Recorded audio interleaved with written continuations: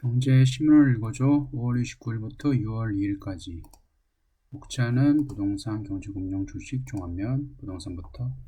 강남 4구부터 주택거래 회복, 실수요자 매수 의견 나오기 시작. 9억 이하 특례 대출 연장, 집값 추가 하락 가능성 낮지만 추격 매수 터져야 본격 반등. 고점 대비 20에서 30% 급락 지역, 영끌 아니라면 매수해 볼만. 금리 리스크엔 해석 엇갈려. 미국발 불확실성 여전, 고금리에 적응해 변수 아냐. 여기서 한문도 교수와 그다음에 김기원 대표 같은 경우에는 통계적으로 봤을 때 아직까지 더 폭락이 있을 거라고 얘기를 하고 있고요. 김기원 대표 같은 경우에는 예전처럼 2009년도에 데드캣 바운스가 있어서 그때와 사례와 비슷하기 때문에 지금도 6개월에서 길면 1년간 정도 데드캣 바운스가 있을 거라고 예상을 했습니다. 부동산 관련 각종 지표가 개선되면서 집값 바닥론이 힘을 얻고 있다. 부동산 시장 침체의 대명사로 여겨온 미분양 물량이 감소하고 있다. 서울은 아파트 매매 전세 가격이 약 1년 만에 상승 전환했다. 올 들어 부동산 매매 활성화를 주도한 특례 보금자리론이 연말까지 연장되면서 부동산 시장 가격이 더 큰 폭으로 떨어지지 않을 것이라는 분석도 나온다. 지난주 서울 아파트 가격 상승률은 0.03%를 기록하며 지난해 5월 이후 약 1년 만에 오름세로 들어섰다. 전세 가격도 0.01% 상승률을 기록하며 지난해 1월 이후 약 16개월 만에 상승 전환에 성공했다. 다만 올 들어 꾸준하게 늘어나던 서울 아파트 거래량은 숨고르기를 하는 모양이다. 4월 거래량이 3,000건 이하로 떨어져 5개월 만에 줄어들었다. 하지만 집값 상승을 견인하고 있는 서울, 강남, 서초, 송파, 강동 4개구는 4월 주택 거래량이 1,125건으로 14% 늘었다.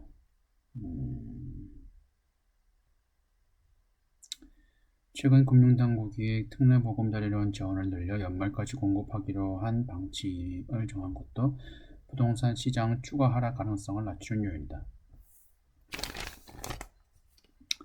집값이 올랐다가 다시 떨어지는 더블딥 현상도 나타날 수 있다며 경제 성장률과 주식시장 수출 등이 안정돼야 집값도 본격적인 반등이 가능할 것이라고 강조했다. 박은정 하나감정평가법인 이사는 금매 위주로 거래되면서 가격이 오른 매물에 추격 매수가 이루어지지 않고 있고 역전세나 아니라 경기 침체를 고려할 때 V자형 반등 가능성이 낮다고 설명했다. 지난해 11월 761건으로 바닥을 찍은 서울 아파트 매매 거래량도 이후 지속적인 상승세를 보이며 3월에는 3,233건으로 나왔지만 4월에는 2,981건으로 다시 소폭 떨어졌다. 소득 대비 2020년에 코로나로 인해 가지고 개발자 초봉 같은 경우에도 6천에서 8천을 얘기하는 것처럼 그때 한꺼번에 팍 뛰었지만은 현재 같은 경우에는 지금 한 1년 넘게 연봉 평균이 소득이 계속 유지되는 상황입니다. 예전에는 1월이나 7월에 한번 튀었지만은 꾸준하게 20년 정도 상승이 되었지만은 현재 같은 경우에는 지금 월급이 계속 유지가 되는 상황이고요. 그리고 안 오르고 있는 상황이고 그에 대비해서 지금 집값은 상당히 큰 폭으로 상승을 했기 때문에 향후 15에서 20% 정도는 더 하락되어지지 않을까 생각하고 있습니다. 전세가 하락 여파로 최근 전세 계약이 체결되는 물건은 역전세 부담에서 상대적으로 자유로울 것으로 보인다. 덧붙여서 만약에 데드캣 바운스가 지금 6월이니까 6월부터 내년 6월까지 계속 상승이 된다고 가정을 하고 거래량도 평균 한 서울 한 달 평균 거래량이 한 7,000건 정도 되는데 현재 아직 3,000건에서 더 오히려 줄어들었어요. 그래서 한 7,000건 이상 유지되는 게 그것도 한 6개월 이상 유지가 된다고 하면 그때는 다시 대세 상승으로 갈 수 있다고 생각하고 있습니다. 다음 특례 대출의 힘 미국에서 9억 거래 비중 껑충 1월에서 4월 서울 거래 전수조사 아파트 매매 1만 305건 중 미국에서 9억 원 27.8% 달해 거래 비중 7.6%포인트 늘어나 홍암, 봉천, 상계동 거래 많아 특례 대출액 이미 80% 소진 특례보금자리론 출시 이후 금매가 속속 빠지기 시작했습니다. 집주인들도 수요가 살아나고 있다는 판단에 호가를 올해 초보다 1억 원 가까이 높여서 내고 있습니다. 정부의 특례보금자리론 출시 효과가 나타나고 있다. 실수요자의 중심으로 매수 심리가 살아나며 올해 서울 아파트 매매 거래 중 6억 원의 초과 9억 원 이하 거래 비중이 전년 대비 증가한 것으로 확인됐다. 지난 4월 들어서는 서울 아파트 상승 거래 비중이 하락 거래 비중을 넘어선 것으로 파악됐다. 한문도 교수 같은 경우에는 부동산원에 얘기를 해서 아파트 값이 상승을 하고 있다고 하니까 구체적인 데이터를 달라고 얘기를 했다고 합니다. 그런데 그게 실제로 통화를 했었을 때도 정성적인 데이터가 가만히 되어가지고 무조건 다 객관적일 수도 없다는 답변을 받아서 약간 신뢰할 수 없다고 그렇게 얘기를 했습니다. 다시 신문으로 돌아가 박원각 KB 국민은행 수석전문위원은 최근 서울 등 일부 지역의 가격 상승은 정부의 규제 완화, 특례보금자리론 출시 등의 영향이 크다며 역전세 심화, 경기 침체 미미한 통화량 팽창 등을 감안할 때 특례보금자리론이 소진되면 분위기가 다시 정체될 가능성이 있다고 분석했다. 다음 경제금융 주식 시장금리 반등 자금 조달 부담 커진다. 내달 미국 금리 인상 가능성 국고채 3년물 CD금리 두 달 만에 기준금리 웃돌아 시중금리 추가 상승할 수도 하나솔루션, LG엔솔 등 서둘러 회사채 발행 나서 최근 국고채 3, 5, 10년 등 주요 시장금리가 5월 말 이후 반등하면서 기준금리 3.5%를 웃돌자 공모 회사채 시장에 부담이 될 수 있다는 우려의 목소리가 나오고 있다. 31일 금융투자협회에 따르면 국고채 3년 3.5%, 5년 3.504%, 10년 3.569%는 장중 3.5%대를 기록해 기준금리 3.5%를 웃돌았다. 양도성 예금정서 CDAA급 시중은행 91물 기준 금리 역시 기준금리를 웃도는 3.76%다. 주요 국고채 금리가 기준금리를 웃도는 것은 2개월 만이다. 지난 3월 초 미국 연방준비제도 기준금리를 추가로 인상할 것이라는 전망이 나오며 시중금리는 4%에 육박한 3.9%까지 올랐다. 직후 미국 실리콘밸리 은행 파산과 스위스 크레딧 스위스 매각 등 연이어 터진 글로벌 금융시장의 악재 시장금리는 빠르게 내려 기준금리를 밑돌았다. 채권시장의 주요 투자자인 기관투자자는 CD 등 단기물로 자금을 조달해 국고채 3년 등 장기물로 자금을 운용한다. 장기금리가 단기금리보다 낮은 장단기 금리 역전 현상이 되면 조달 비용에 비해 운용 수익률이 낮은 역캐리 상황이 발생한다. 역캐리 상황에서는 운용 수익률을 높이기 위해 국고채 3년물보다 금리가 높은 크레딧 채권, 회사채에 대한 투자가 늘어나 현재의 역캐리 상황이 아닌 만큼 회사채에 대한 투자 매력이 낮아졌다는 설명이다. 금융투자 업계에서는 하반기 공모 회사채 시장에 대해 우려는 크지 않지만 경계감을 가질 필요가 있다고 조언하고 있다.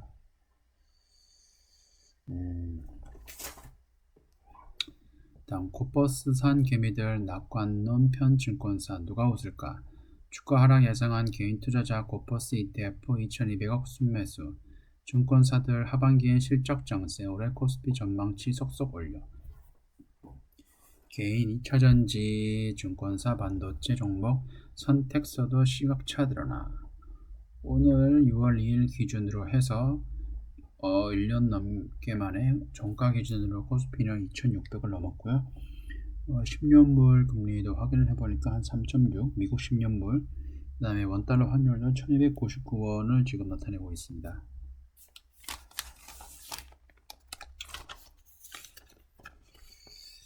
외국인 투자자들이 기록적인 순매수에 힘입어 코스피가 2600선에 다가서자 하반기 강세장을 예측하는 낙관론이 확산되고 있다. 반대로 개인 투자자들은 주가 하락을 예상하고 지수가 하락해야 돈을 버는 코퍼스 상품을 대거 사들인 것으로 나타났다.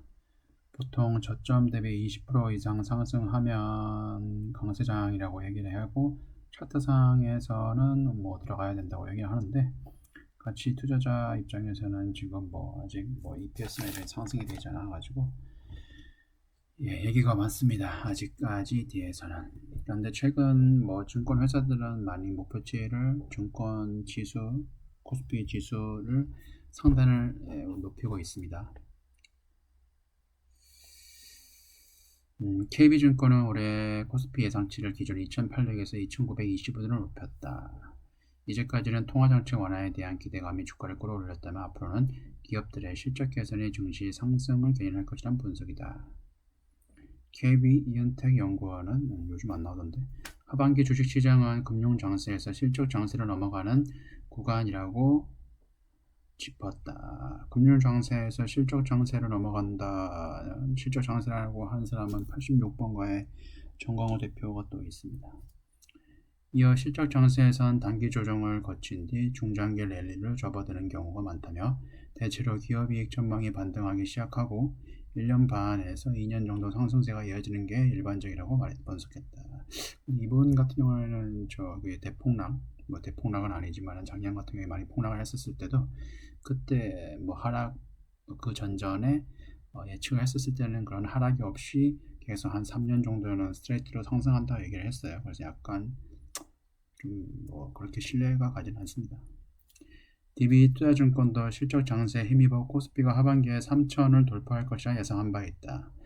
강형기 DB투자증권 연구원은 주요국의 경기 선행지수와 기업이익 반등이 주가 상승을 지지하고 있다고 설명했다.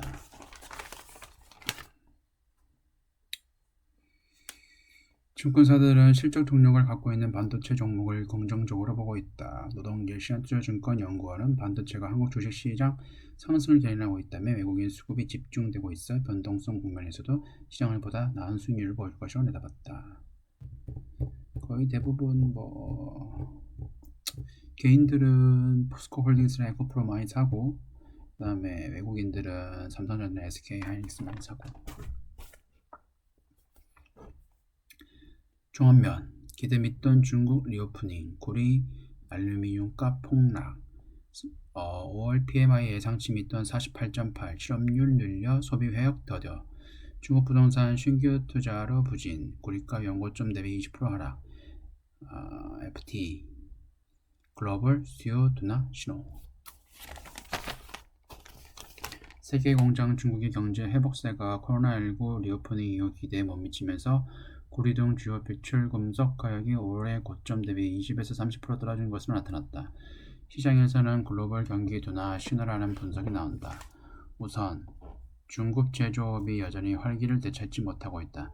31일 중국 국가통계국에 따르면 5월 중국 제조업 구매관리자 지수 PMI는 48.8로 집계됐다. 전월 49.2는 물론 시장 전망치 51.4보다 크게 낮은 수치다. 중국의 월간 제조업 PMI는 지난해 12월 47까지 떨어졌다가 올해 1월에서 3월 3개월 동안 기준점인 50을 넘었으면서 리오프닝 효과가 나타난 것으로 보였다. 하지만 4월 다시 50 아래로 떨어진 후 2달 연속 위축 국면에 머물렀다. 기업의 구매 담당자 대상 조사를 바탕으로 작성되는 PMI는 관련 분야 경기 동향을 보여주는 지표를 50보다 높으면 경기 확장 국면을, 낮으면 경기 수축 국면을 각각 의미한다. 중국은 세계 최대 구리 소비국으로 전 세계 구리 수요의 60%를 차지한다. 중국에서는 건축용 전선 제조를 위한 구리 수요가 특히 많은데 올해 중국의 1월에서 4월 부동산 개발 투자 규모는 전년 동기 대비 6.2% 줄어들었다. 중국인민은행은 지난주 대출 우대금리 LPR을 8개월 연속 통계를 하며 금리 인하에 대한 시장 기대에 부응하지 못했다. 부동산은 중국 GDP의 30% 정도를 차지할 정도로 경제에 대한 비중이 높다. 부동산 경기 침체로 토지 사용권 수입에